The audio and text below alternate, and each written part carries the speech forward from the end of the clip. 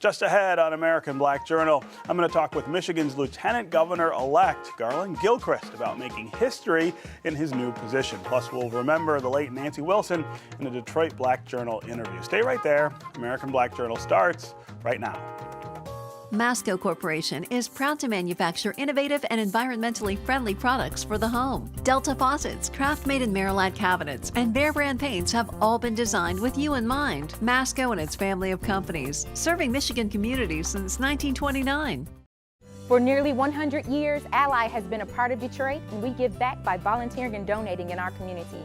We have a commitment to diversity and increasing economic mobility in our hometown. At Ally, we're dedicated to doing it right every single day.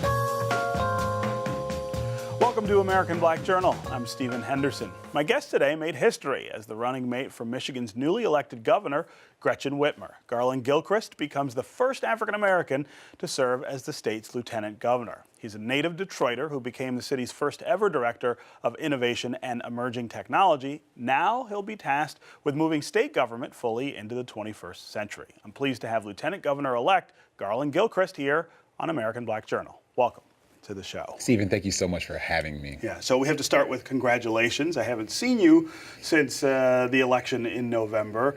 I remember when you were first starting to run for city clerk, we were talking about sort of the idea of, a campaign and this sort of opening yourself up to people and to voters. I'm really curious, when you got to Election Day this year, what it felt like. Well, first of all, the governor-elect and I want to thank everyone for supporting us. We want to thank Michigan for stepping up and really breaking records in terms of voter turnout and participation. And it is a tremendously humbling honor to be on the winning side of such an historic election. And yes, it is also an honor to be the first Black lieutenant governor of Michigan, the first Detroiter to serve in this important position. And it's an important thing for our administration to have our whole team be reflective of everyone in the state of Michigan, for people to look at the government and look at our leadership and know that they can see themselves, that kids can see themselves in our leadership. It's a great opportunity, and we're going to work really hard to match that. I went back and looked. The last person to be elected to either the governorship or the lieutenant governorship from the city of Detroit was George Romney. Right. That's a long time ago. Most of us were not alive. I was not born when George Romney was in office. Nor was I, right? So it's a very big deal just to have a Detroiter, but then to have an African American. And it's been since Richard Austin was Secretary of State. Yes. Since we've had any African Americans in the executive branch in a statewide office. And Richard Austin's distinguished service is something that I certainly have learned from over the years and want to really take inspiration from. And there are just so many people who have stepped up in such big ways, but not just elected officials. But I also want to thank the people who step up and work hard for democracy every day, whether it's in the city of Detroit, in the city of Flint, in Escanaba in the Upper Peninsula, in Niles, Michigan, the people stepping up and standing tall and making sure that people's voices are heard in the electoral process are who made this happen. And now we're excited to work together with everyone in the state of Michigan to ensure that people see themselves reflected in the governance of our state. Yeah. So I want to start by talking about the job that you've been elected to do. And let's start by looking at the last two people to do that job. Brian Calley is somebody who had legislative experience and sort of knew the players in Lansing. John Cherry is someone who had a tremendous amount of legislative experience. And I think the reason that they were chosen for that job is because historically the lieutenant governor is the person who deals with the legislature, goes over there and knocks heads if necessary to get the votes in line and get the governor's agenda through. Your experience is more as I guess I would call you a civil rights advocate for voting, and access is really the issue that you focus on. How does that experience match up with the requirements of this job? Sure. So First off, I've had the honor of being able to spend time with my immediate three predecessors, actually. Lieutenant Governor Brian Calley has been just a tremendous example of what the transfer of power should look like in the United States, and it's been really, really great to benefit from his generosity and his time. Lieutenant Governor Cherry, very similar. I've spent a lot of time with him, learning from his wisdom.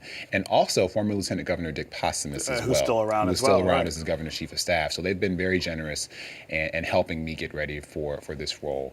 And yes, there is a legislative function that is defined in the Constitution, having to what be it the does. president of the state Senate. Yeah. So I spent a lot of time ramping up on the machinations of the Senate. I have spoken with, on the phone or in person, nearly every incoming senator. There are 38 of them. Nearly every incoming senator who I'll be working very closely with. You know, most importantly, in addition to that responsibility, Lieutenant Governor's job is to work with the governor to ensure that we move Michigan forward. And so Governor-elect Whitmer, you know, her experience as a legislator, her experience as a negotiator and as a leader is something that she brings to the office, and I think that's going to make her successful. My experience complements that very well. And so we're going to work together to utilize both of our assets and both of our strengths, whether it's to push forward our legislative agenda or to push forward our agenda beyond the legislature to ensure that people in Michigan understand that their leadership is listening to them, will respond to them, will respect them, and that we're going to move the state forward. So give me some idea of the things that you and Governor-elect Whitmer are talking about in terms of what that agenda will look like after January 1st. Yeah, so first it starts with what I talked about in terms of making state government better at listening, better at respecting and responding to people. We think the relationship needs to be reset for a number of people. There are communities in the state like Flint where the state government, they feel like it has turned its back on them or had failed them in some way. And so our administration is going to make sure to have people feel that they're being listened to.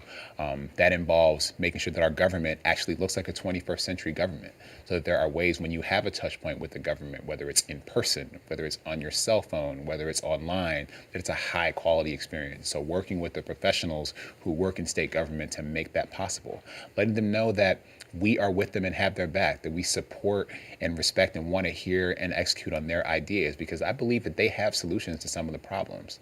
I want to think about, you know, how do we enable possibility in Michigan and enable imagination? You know, my personal story is one of a kid whose grandma bought him a computer when he was 5 years old, and she opened the door to possibility for me. I want kids across the state to be connected to the internet, connected to technology, and right now that's not true for kids, whether it's in Detroit or whether it's in Munising, and we have to make sure that it's true for people all across the state of Michigan.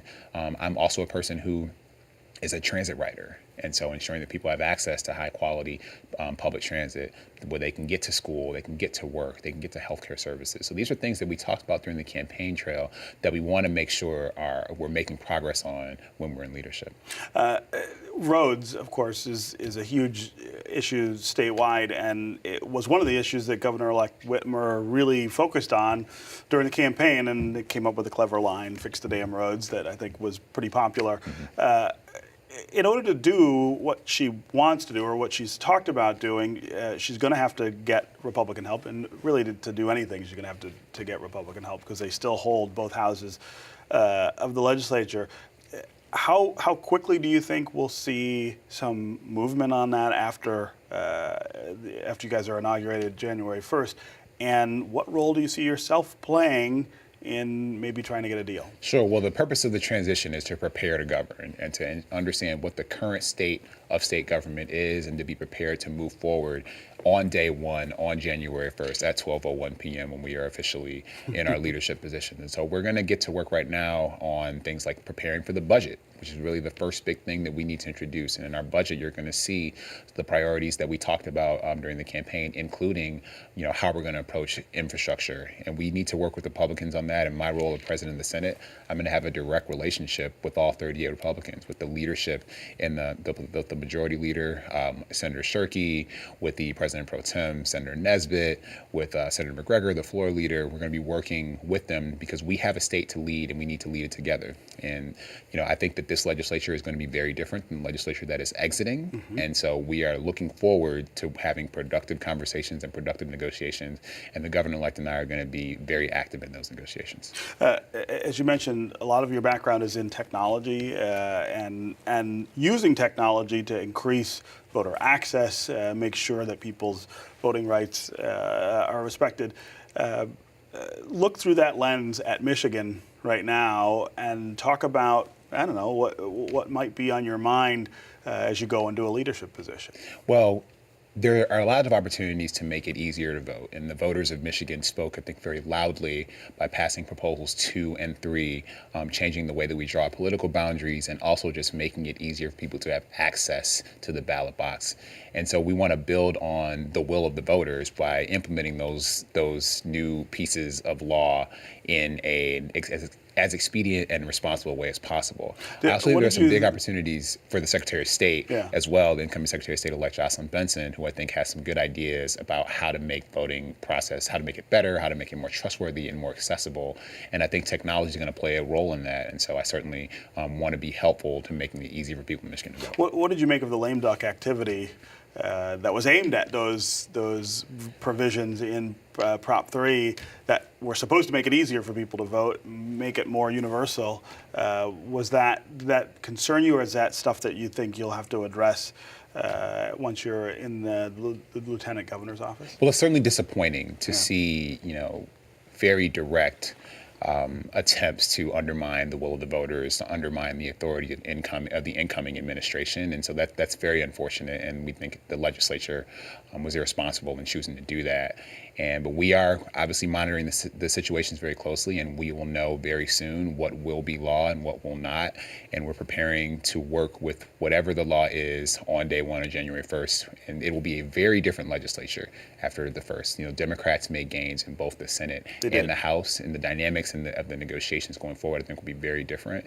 And we think that they can be productive. And you've also got just this tremendous turnover because of term limits that brings new faces, right. Even though they will still be majority Republican. It's people who haven't been there before. And I will say, in my conversations that I've had, particularly with the senators who are incoming, they understand that we have a state to lead together. And this is what the people of Michigan spoke when they voted in who they voted in, and now they expect us to work together. And I'm certainly excited to do that. Yeah. Let's talk a little about Detroit. As we said, you're the first Detroiter to be part of the governor's mansion, the gubernatorial team since George Romney, which again, every time you say that, it's like it's talking about a prehistoric era almost.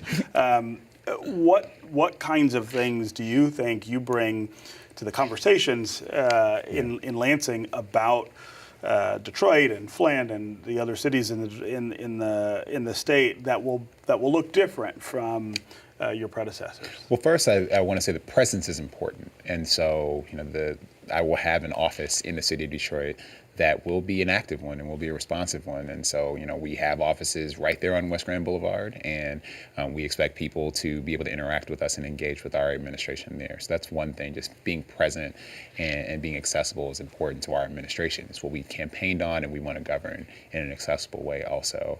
And I think just the perspective and life experience, as a person who's a transit rider, as a person who has worked and worshiped in the city, as a person who just has been in conversation and relationship with people from all different walks of life, as a person who cares very deeply about the challenges of poverty and lack of affordable housing and how that acutely impacts people in city centers, talking about that with our colleagues who live in different parts of the state, connecting those challenges to how poverty looks in rural parts of our state as well, and understanding that we can come together, connecting these challenges of lack of access to information and to the internet, which impacts the Upper Peninsula almost as acutely as it impacts the east side of Detroit. Making those connections and trying to sort of use the experience of my peers, of fellow Detroiters, and bringing that presence into those conversations, I believe adds a different dynamic to what's going to come out of those negotiations and conversations. So I'm excited about that. Have you gotten any sense so far in your interactions with legislators about the possibilities there? I have long thought that the Democratic Party in particular has had an opportunity to bridge the gap between urban centers where you have high poverty and rural places where you have similar high poverty, but that it looks very different. But that's a commonality that you would think it would be easier to bridge. Do you get any feedback from outstate legislators so far that suggests that's possible? Well, I certainly think it's possible, and we're going to we're going to try to push hard to find common ground and find commonalities and find shared human experiences, because I think that's the foundation of great negotiation and of ultimately good policy that works for people across the state. I understand that this is a statewide office, but we are a state where individual people in different parts of the state have very different experiences. But if we can connect on the parts of those experiences that are shared, we have a big opportunity to move things forward for everybody. And so I'm going to be, unapologetic in talking about not only my experience, but the experience of people whom I'm connected to. And I know that my fellow colleagues and legislators, they're going to be doing the same thing. And I think we're going to uncover a lot of opportunities. So I'm optimistic. I also want to talk about race because you're the first African American to be elected to the lieutenant governorship, and again, the first African American elected to an executive branch statewide position here since Richard Austin. When you think about the ways in which state policy impacts African Americans differently, you think about cities like Detroit and Flint. You think about all the things that we've been talking about for a long time that don't work for us in cities like this.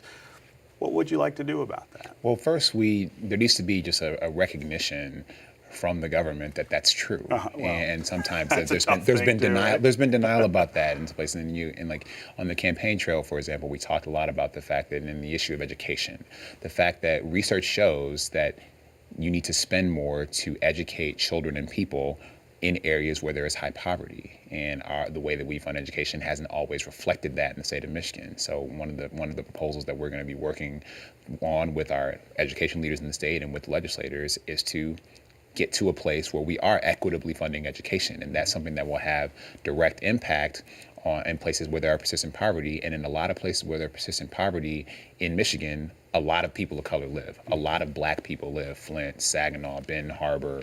And so we want to work hard to ensure that policy is responsive to people's needs, because that's the purpose of policy, to get things done for people. And that policy, in order to be truly responsive, has to recognize that race is a factor, that socioeconomic status is a factor, that level of education is a factor, that health and access and disabilities and all these are factors, and the policy that's robust needs to understand that and respond to that.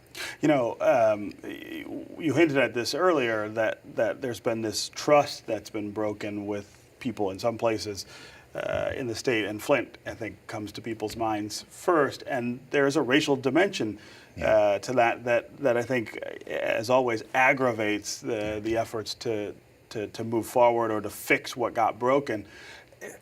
Talk about how this administration might approach that fact of the Flint crisis, not the pipe replacement and the sort of practical end of it, but that trust end of it differently than the current administration. Well, it starts with presence. During the campaign, on the first day of campaign season, which is typically that day after Labor Day, I was there in Flint with Mayor Weaver and other officials at 7 a.m. that morning, welcoming Flint families to their first day of school. We went to an elementary school, a middle school, a high school, and an early childhood center.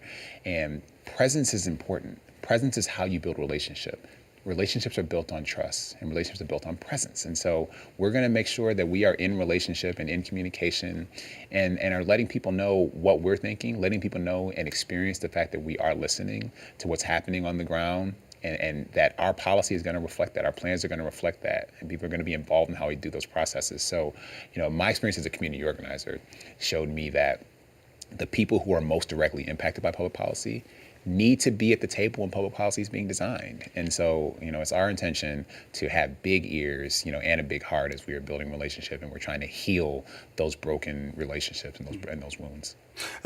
Let's end with some discussion of the personal milestone and achievement here for you. I think almost no one knows this, but you and I lived in the same neighborhood when you were born. So in a way, I've known you for a really, really long time. But I know a lot about your career as well. Talk about the sort of feeling that accompanies this moment. It is incredibly humbling. I mean, public service is a privilege bestowed upon people by voters, and so I approach this from just really just in awe of the possibility and the opportunity, and thankful and an eternal gratitude for people for stepping up and for working hard and creating this possibility for someone like me, for a kid who was just like a skinny kid who lived on Wood Circle, who had the opportunity now to serve not just the people of Detroit, not just the people of Wayne County, but the people of the 10th largest state in the country. And I'm proud to step into that role alongside other history makers across the country. You know, the role of lieutenant governor is one where we're seeing Black people step into across the country. We have 5 Black lieutenant governors in New Jersey, New Jersey, Virginia, Wisconsin, and in Illinois all have Black lieutenant governors in addition to Michigan. And that's really, I think, a testament to the communities wanting to see themselves reflected in leadership. And I'm humbled that people in Michigan asked me to step up and play that role. And I'm humbled to do that alongside Governor-elect Gretchen Whitmer. So who will be with you on stage on January 1st when you take the oath? So my wife and children will be up there on the dais, Right. And it's going to be chilly, so they'll be layered up. but let's just hope it doesn't snow. It's all. I mean, it's all about family. You know, I'm a father and a husband first, and you know, in my story, you know, I left Michigan after college because I felt that I needed to go somewhere else to be the professional I wanted to be. If we are successful, we are laying the foundation so that my 5-year-old kindergartners, when they come of age, they will know, not just feel, but know that whoever they want to be, whatever they want to pursue, that's possible in Michigan. They want to be an engineer, an aviator, an artist, an architect, a dancer, whatever they want to be, that can be possible in Michigan, that there'll be a path for it in Michigan. And that's the foundation we have to lay, and that's why we're here. And I'm just excited to do that. Well, congratulations again, and we'll get you back in here after you guys get to work, and I'm sure there will be a lot of fireworks. Absolutely. Thank you so much for having me, Steve. Thanks for being here. Finally today, the music world lost another great talent when song stylist Nancy Wilson passed away at the age of 81 after a long illness. The Grammy-winning singer had retired from touring in 2011. She also had a busy career in television, in film, and in radio, having hosted NPR's Jazz Profile series for many years. Miss Wilson was a guest on this show in 1994. Here's a portion of her interview with host Daryl Wood. Welcome to Detroit Black Journal. Thank you. I can't tell you what a privilege, a true honor it is for me to be sitting here with you. I have listened to and admired you for years. I found you as a younger man and have enjoyed listening to the music and watching you on television. Thank you. Ever since. But you didn't start out to be a performer. You actually started out to teach. Well, let's go back. I mean, I have always sung. From 3 years old, it was quite obvious that I was a singer. I never decided and had these questions in my mind about whether I was going to be, one day I'm going to be a singer. I knew that I was a singer. I was blessed. I have a gift that was obvious. I started in television when I was 15 years old. I had a TV show. I sang with Sir Raleigh Randolph and his Sultans of Swing. I went to college on a scholarship. As a freshman, you obviously take the courses that will lead you to a teaching degree. I never ever said that I was going to teach anybody anything. Okay. I never really professed to want to be a teacher. I am a teacher and have taught at Cal Poly, the University of California. Probably will teach some more as I decide not to do that. But I've always known that I was a singer. The question was, do you want to be in show business? And that was not necessarily a yes. Now, it's interesting that you would say that because as a young teenager appearing on television in Columbus, I believe it was. Yes, Columbus, Ohio.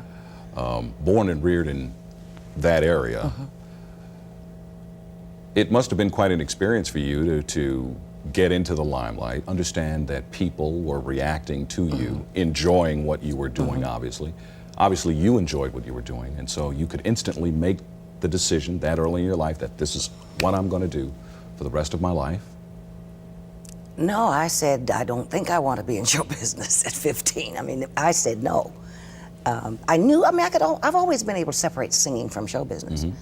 So it wasn't a question of whether you're going to sing or not. What's the difference? Big difference. I can sing anywhere. I can sing in my house, I can sing at church, I can sing anywhere, but I don't have to be involved in the recording industry. I don't have to play nightclubs. I might not want to necessarily be on television anymore. So the show business was entirely different. The singing will never go away. I mean, that's a part of me, but show business is not. And you can see that entire interview with Nancy Wilson online at AmericanBlackJournal.org. That's our program for today. Thanks for watching. You can go online to get more information about our guests and to check out a calendar of upcoming events. Plus, you can always connect with us on Facebook and on Twitter. We'll see you next time.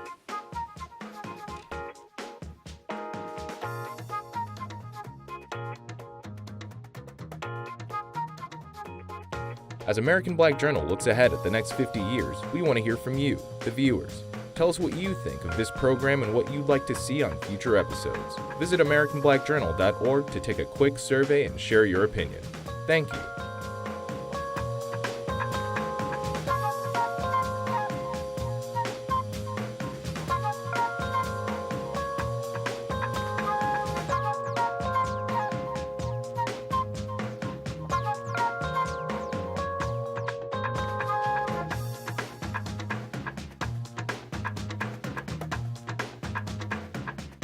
Masco Corporation is proud to manufacture innovative and environmentally friendly products for the home. Delta faucets, craft-made in Merillat cabinets, and Behr brand paints have all been designed with you in mind. Masco and its family of companies, serving Michigan communities since 1929.